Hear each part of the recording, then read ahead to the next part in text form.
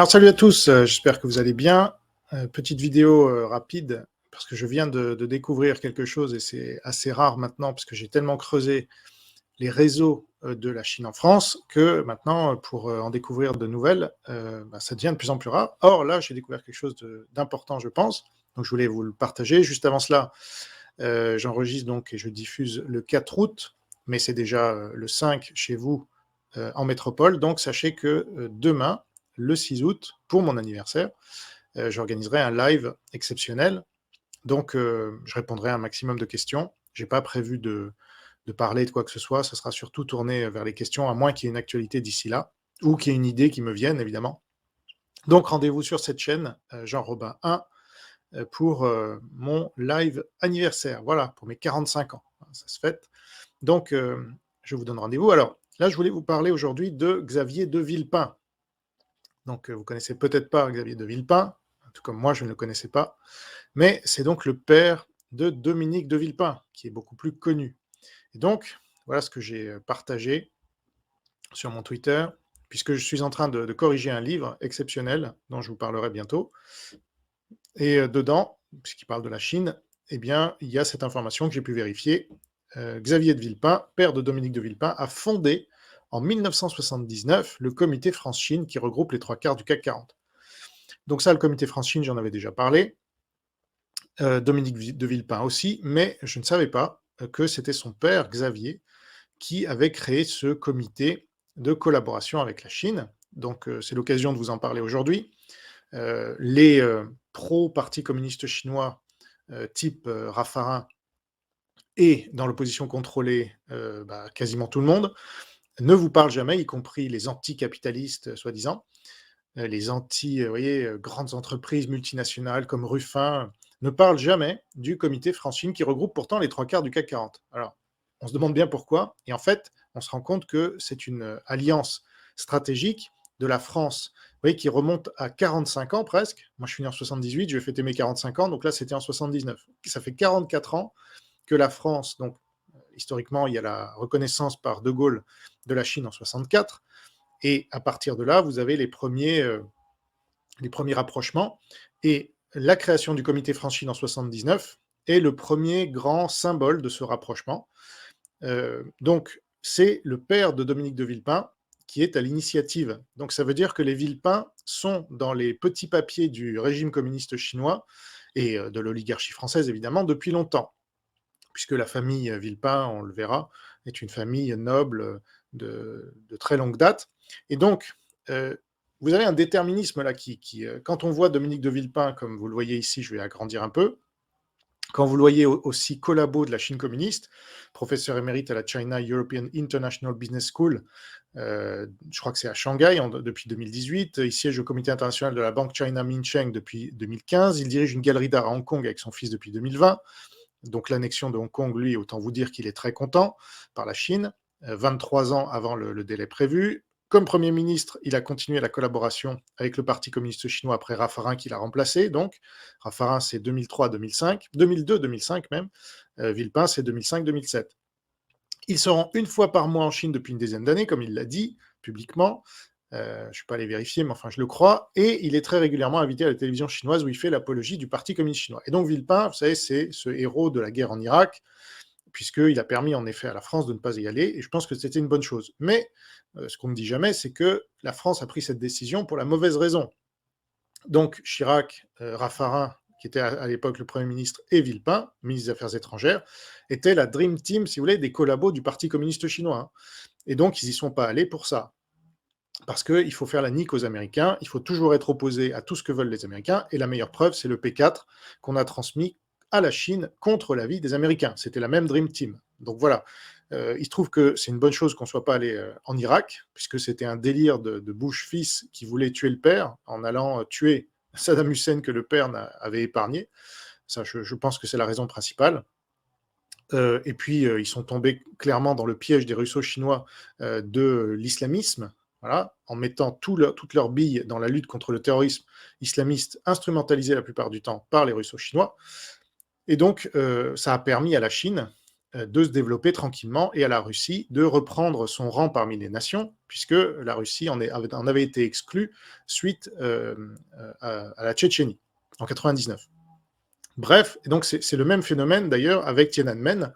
En 89, la Chine avait été exclue là aussi des nations respectables, et Chirac, le même là, qui était donc président quand Villepin était ministre des Affaires étrangères puis Premier ministre, Chirac a été le premier chef d'État occidental à aller en Chine, c'était en 97, pendant d'ailleurs la campagne, oui en 97, pendant la campagne présidentielle.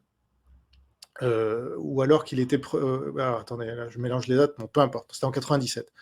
Donc, on a un Villepin qui est dans le déterminisme de sa famille, en fait, puisque Xavier de Villepin, alors Dieu seul sait ce qu'avant cette famille avait fait avec les Chinois. En tout cas, déjà, Xavier de Villepin avait créé ce comité France-Chine. Alors, qu'est-ce que c'est le comité France-Chine, pour ceux qui ne savent pas? Donc là, j'avais résumé ça par un visuel. Eh bien, voilà, c'est les 3/4 du CAC 40 et des grandes ETI, donc des grandes entreprises, mais qui ne sont pas dans le CAC 40. Et donc, vous avez le MEDEF aussi, vous avez Radio France, donc vous avez des très très grosses entreprises. Donc Radio France dirigée par une young leader de la France China Foundation depuis 2014, Mathieu Gallet, puis Sybille Veil aujourd'hui, qui a été renouvelée dans ses fonctions. Voilà, on sait pourquoi maintenant.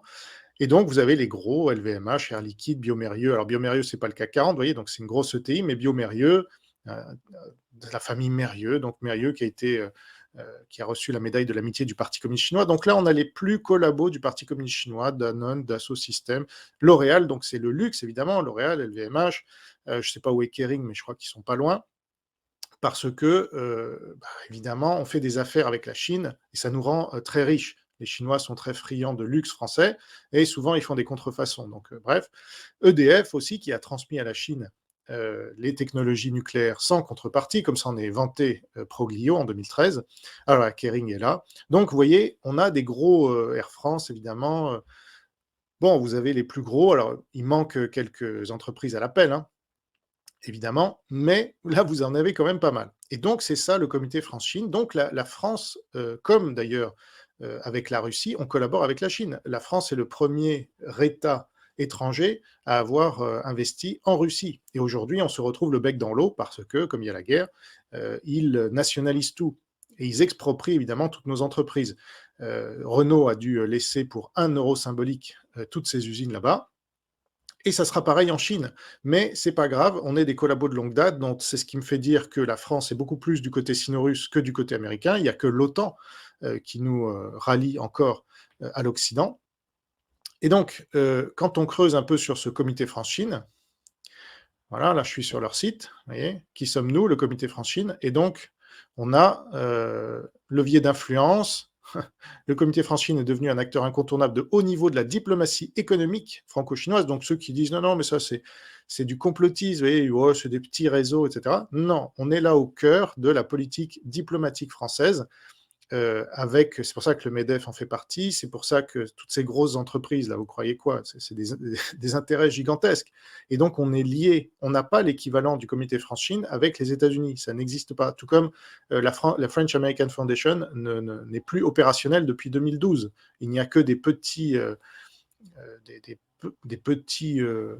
des gens pas du tout influents qui sont young leaders de la French American Foundation depuis 2012, alors que la France China Foundation, eh bien, créée par Attali et Raffarin, voilà, c'est incontournable. Donc là aussi, incontournable, vous voyez, un acteur incontournable. Il porte la voix des entreprises françaises dans le dialogue économique franco-chinois. Il contribue à une meilleure compréhension entre la France et la Chine auprès des décisionnaires publics. En gros, c'est la vaseline pour nous faire collaborer avec la pire dictature au monde et le justifier, et dire c'est très bien. Ne regardez pas les camps de concentration, ne regardez pas les laboratoires justement avec lesquels on fait des armes biologiques qu'on vous balance dans la tronche après pour vous tuer, pour vous coloniser, etc. Et ne regardez pas la captation d'élite. Donc là, on est en plein là-dedans.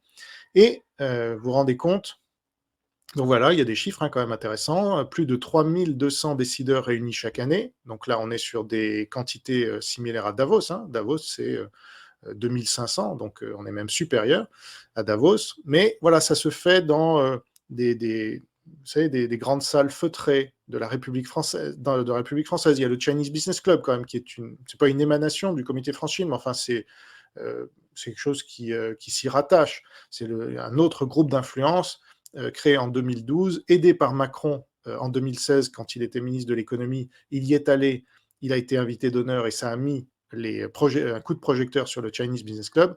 Voilà, on est dans ces milieux-là où il y a beaucoup d'intérêts économiques, beaucoup de dirigeants de grandes entreprises du CAC 40 et notamment du comité France-Chine qui vont au Chinese Business Club, ainsi que des médias, des politiciens, etc.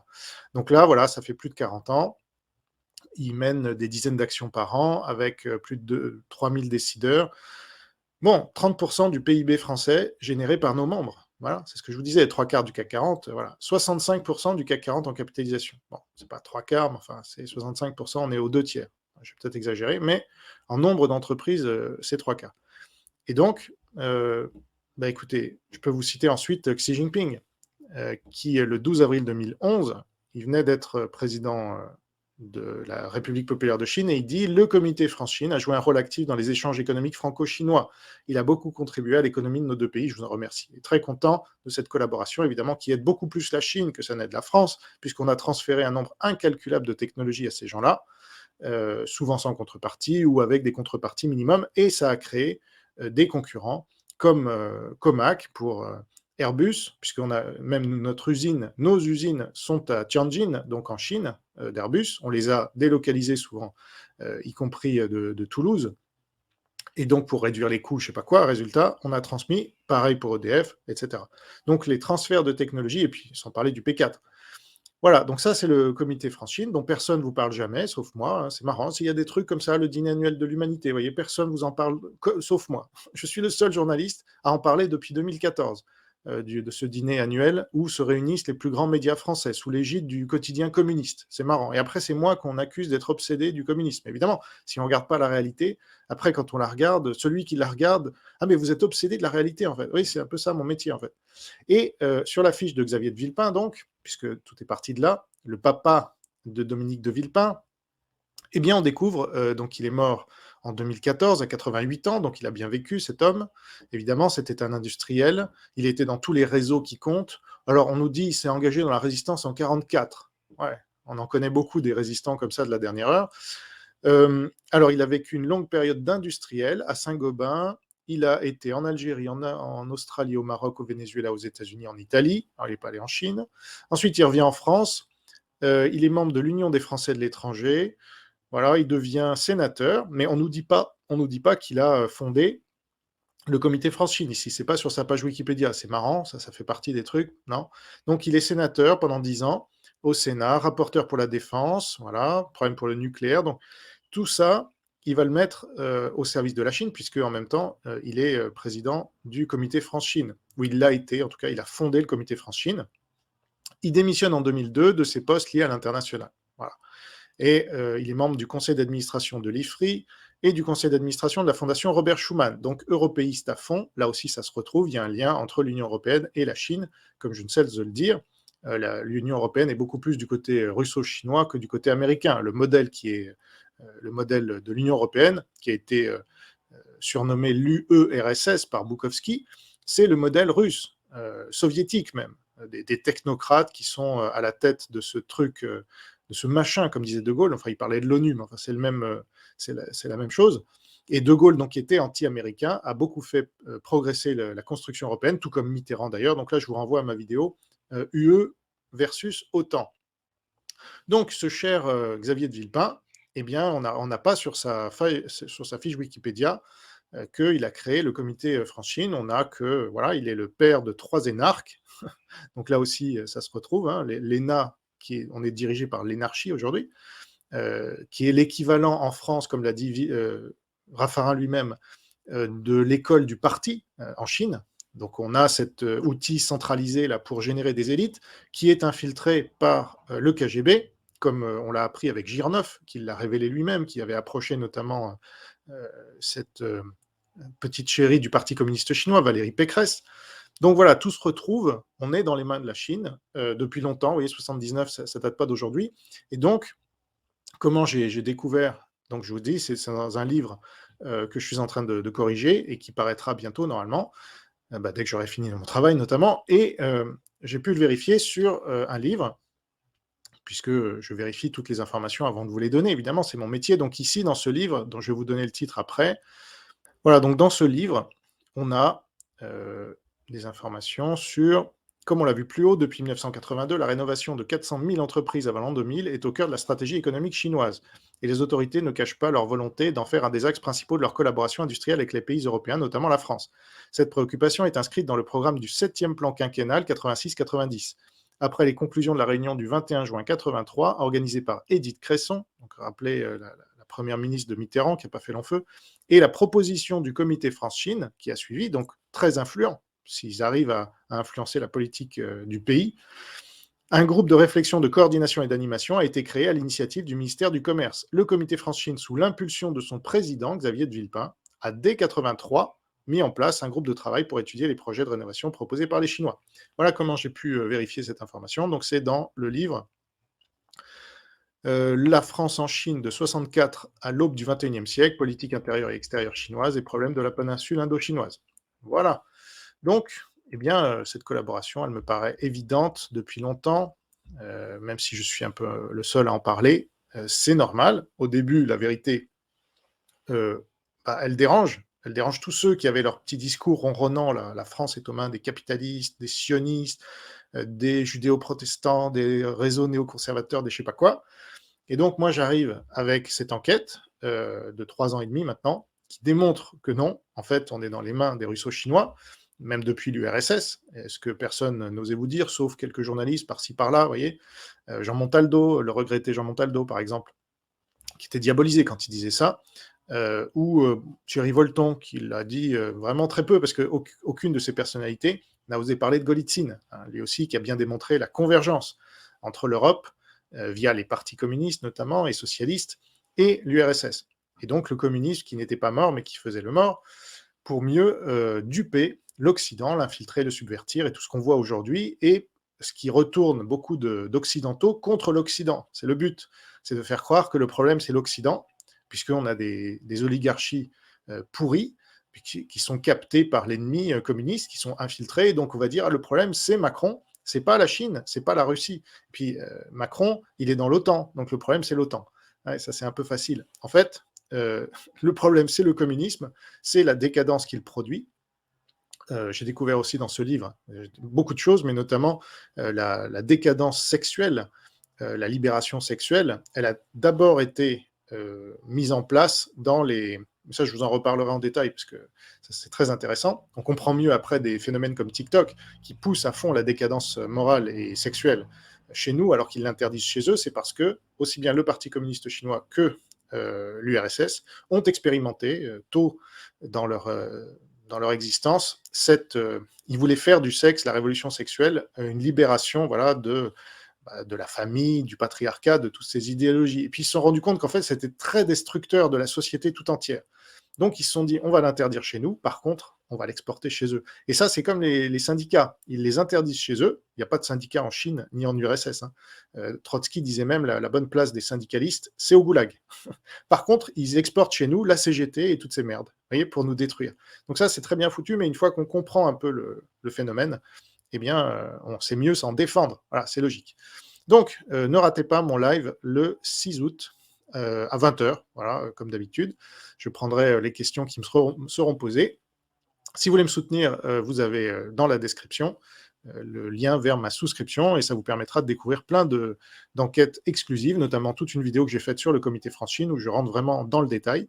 Ça, c'est dans les archives, et vous avez plus de 500 vidéos de 45 minutes en moyenne qui vous attendent sur la Chine, sur la politique internationale en général. Voilà, portez-vous bien, gardez la foi, vive le Christ Sauveur, la Nouvelle France libre, et la vraie droite. Salut.